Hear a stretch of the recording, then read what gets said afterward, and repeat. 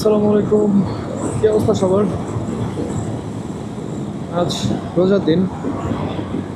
বন্ধু পীযূষ চাকমা সে দীর্ঘ সফর শেষ করে থাইল্যান্ড, মালয়েশিয়া এবং সিঙ্গাপুরের দীর্ঘ সফর শেষ করে স্বদেশ প্রত্যাবর্তন উপলক্ষে সে আজকে সকালবেলা ভোরবেলা খাগড়াছড়ি পৌঁছেছে তার নিজের বাড়িতে।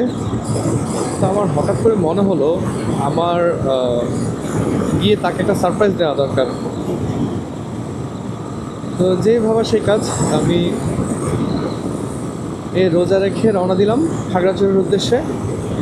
সাথে আছে আমার ভাইয়ের ছেলে। সো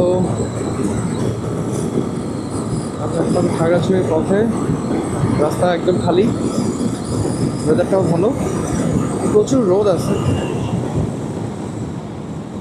বাট ভালো। বৃষ্টি কেন ডাকতেছে দেখি।